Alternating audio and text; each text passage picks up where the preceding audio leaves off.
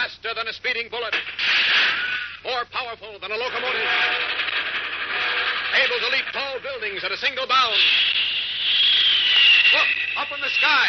It's a bird. It's a plane. It's Superman. Kellogg's Pep. P-E-P, Pep.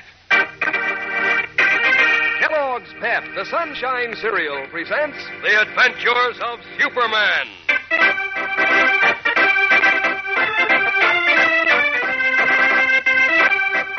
Today, our Man of Steel, through his usual superpower, having located Clint Morgan's secret whereabouts, rockets to the little town 50 miles away to continue his search.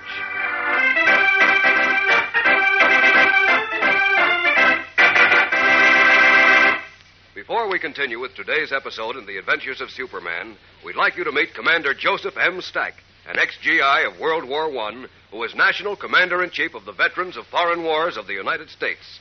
Commander Stack. Hello, fellows and girls. Ever since the very first time we heard Superman over the air, I guess every American has cheered him on in his daring and dangerous adventures. And even beyond that, we've learned to think of him as the champion of right over wrong, the champion of justice. Today we look to Superman as an enemy of prejudice and intolerance and all other evil forces that threaten democracy. We, the Veterans of Foreign Wars of the United States, an organization of 2 million men who have fought overseas against the enemies of democracy, believe that Superman, through his daily adventures on this program, serves as an inspiration to all of us to think, act, and live the American way. Because of this, and because we feel this program makes an outstanding contribution to real American democracy, I have the pleasure of awarding, on behalf of the Veterans of Foreign Wars, a citation of merit to Superman and to Mr. Harry Donenfeld, president of Superman DC Publications, who was responsible for putting Superman on the air, and to the Kellogg Company, whose sponsorship makes this program possible.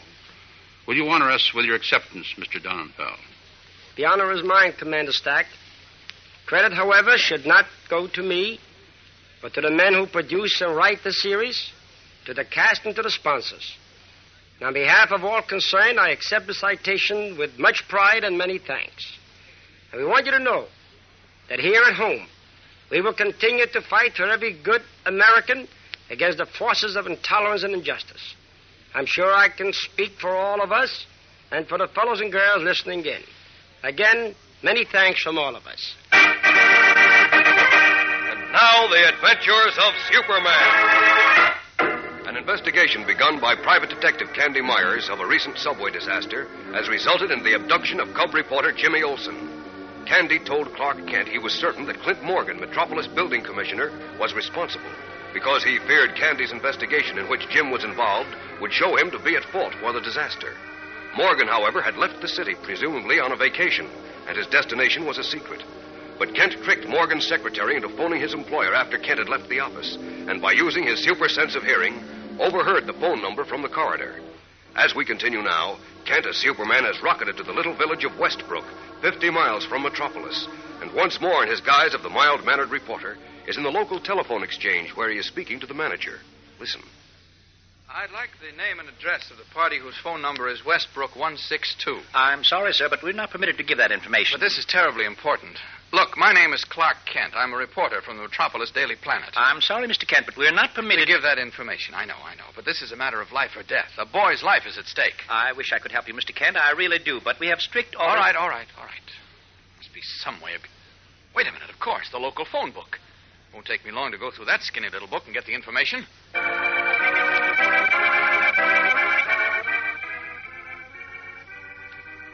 Westbrook 250, Westbrook 377, 324. Oh, here we are, Westbrook 162. Now, let's see. Happy Acres Farm. What a name. Pond Road. Now, that fella says he isn't permitted to tell me where Pond Road is. Did you find it, Mr. Kent? Yes, it's Happy Acres Farm, Pond Road. Now, I'm very glad. You really had me quite worried when you said a boy's life was at stake. But as I said, we have very strict rules. I understand. Now, tell me, please, where is Pond Road and Happy Acres Farm? Well, it's several miles away, much too far to walk. Well, please, just tell me where Happy Acres Farm is. I'll manage to get there, all right? Well, just as you say. Now, you go about 5 miles out on the highway until you come to a crossroads. There's a small store there with 2 gas pumps. You can't miss it. You take the right way. After getting the directions, Clark Kent leaves the telephone exchange hurriedly, steps behind a large tree, and strips to the blue costume and red cape of Superman. Then, up, and away!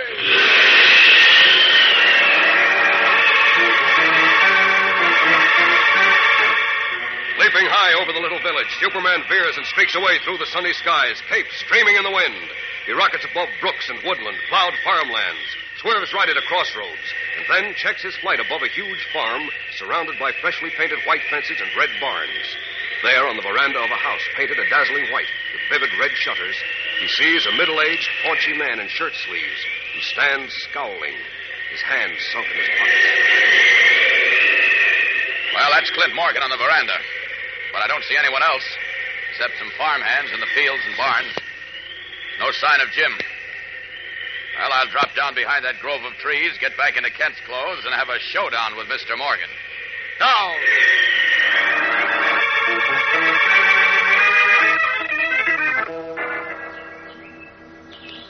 You say you're Clark Kent? That's right, Mr. Morgan. But you can't be. I What? just talked to my secretary in Metropolis. That's 50 miles away. You were there in my office just a few minutes ago. Was I? Of course you were. I don't understand. Now, look here, Kent. You're playing some kind of a trick on me. No, I'm not. You are. You couldn't be here and in Metropolis 10 minutes ago. That's impossible. And what did that message of yours mean? What? The frost kills the leaves, and we expect an early frost this year. Or some nonsense like that. I figured your secretary would be curious enough about that message to phone you, which he did. And so he tipped me off to where you are. What? Now, look here. No, you look here, Mr. Morgan. We've wasted enough time. Where's Jim Olsen? Who? Jim Olsen. I know you had him put away somewhere because he took some samples of concrete from the subway cave-in. What? You did that because you were afraid he'd discover the same thing Candy Myers did. That you were responsible for the cave-in on the new 9th Avenue subway. I was not, and what's Save more... your breath, Morgan. Save your breath. You had Candy beaten up for the same reason, and his evidence against you stolen. You figured that would get him off your trail. You're crazy. I never had Candy Myers beaten up. No? And I didn't have Jim Olsen, whoever he is, put away either. I never even heard of him. Now, look, Morgan. Jim's not only my friend, but he's a Daily Planet reporter. Now, I warn you. If you harm a hair of his head, we'll finish your political career and put you behind bars. Do you understand? Now, look here. Who do you think you're threatening? I'm not threatening. I'm stating facts. Now, tell me where Jim Olsen is, or it'll be too bad for you. I tell you for the last time, I don't know. What kind of a punk reporter are you? Accusing me, the building commissioner of Metropolis, of beating up detectives and kidnapping newspaper reporters. Oh, you must be crazy. Oh, no, I'm not. I know where... You don't know anything. Oh, dare you accuse me of being responsible for that subway cave-in? Because you were. Candy had a copy of the original engineer's report showing the fault in the rock.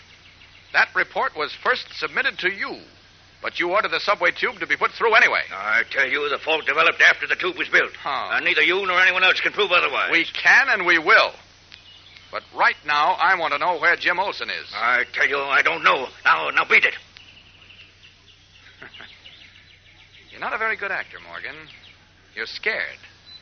I can see it written all over you. Now, look, are you going to beat it, or am I going to have you thrown out on your ear? You're scared, and you're a rotten actor. You gave yourself away when you denied being responsible for the subway cave-in. By George, can't Your eyes give you away every time you lie. Are you going to get out of here?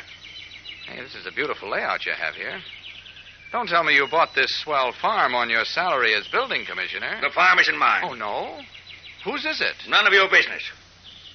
The initials on the ashtrays are M.R. M.R. You want to tell me who that is? I can easily find out, you know. Go ahead and find out. Now, All right. I'm going, Mr. Morgan. But you'll see me again quite soon, I think. These ashtrays are very interesting. Very interesting. They tell me a lot. Leaving Clint Morgan scowling worriedly after him, Clark Kent walks to the road, steps out of sight behind some trees, and swiftly resumes his true identity of Superman. Well, the initials on those ashtrays were the tip-off. Now, if I'm right, I'll find Jim in a hurry. There we are, all set. Up, and away!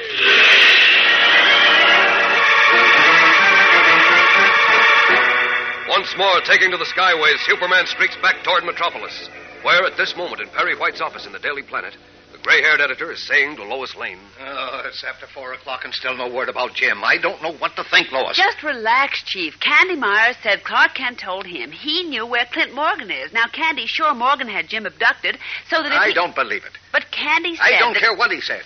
I've known Morgan for a long time. He's a holdover from the old Mart Higgins regime.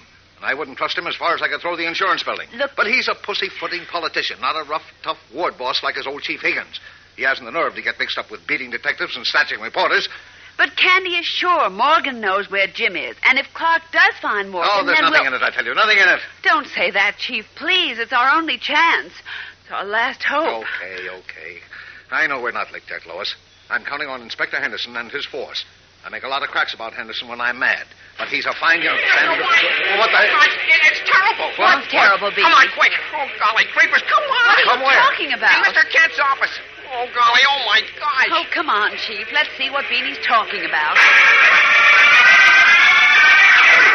His hair standing on end, his eyes popping, copy boy Beanie Martin turns and races toward Clark Kent's office, closely followed by Perry White and Lois Lane. What has happened? We'll know in a moment when we return for the startling climax of today's episode. So stand by. Say, gang, did you ever meet up with a fussy Freddy? You know, he's the sort of fellow who kind of nibbles at his food, never really digs in and enjoys his meals.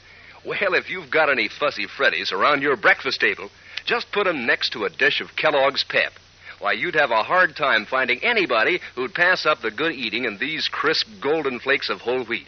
That cool, catchy Pep flavor gets 'em time after time. Sure, Pep is an appetite tickler from way back. And say, speaking of tickles, who isn't tickled with those swell Pep prizes? 3 different kinds of prizes, one or the other in every package of Pep you open. Remember, you may find one of 24 keen bird pictures with a description to help you identify these birds in the air. Or you may find a colored cardboard model of a fighting plane, easy as anything to assemble, and you can collect all 7 of them.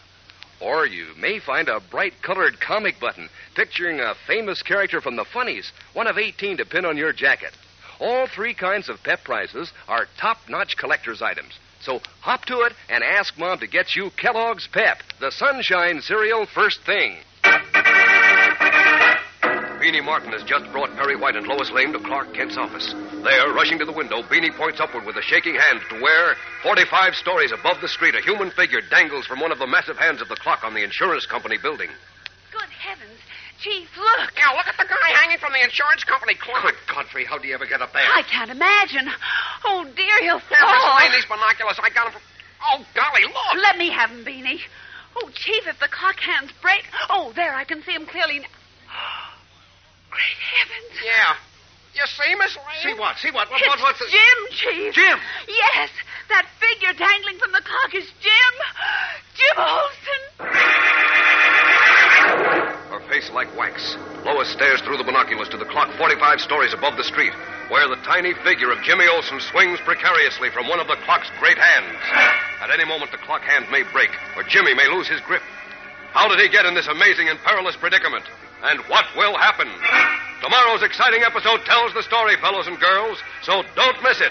Tune in, same time, same station. And remember, for breakfast, it's Kellogg's Pep. For excitement, the adventures of Superman.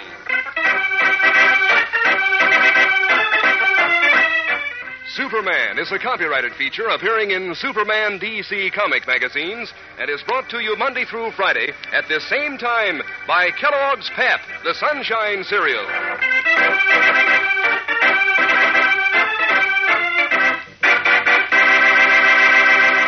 Say, gang, what makes a famous name famous? Well, Kellogg is famous as the greatest name in cereals. And one reason is Kellogg shredded wheat. Those are the plump, tender biscuits made to fit your breakfast bowl. 15 of them in every package. Each biscuit toasted just right and full up with natural nut-sweet flavor. Mom knows Kellogg shredded wheat is good for you, too. This is whole wheat. So remember Kellogg, gang. Ask Mom for Kellogg shredded wheat. And be sure to be with us tomorrow for the thrilling adventures of Superman. This is the Mutual Broadcasting System.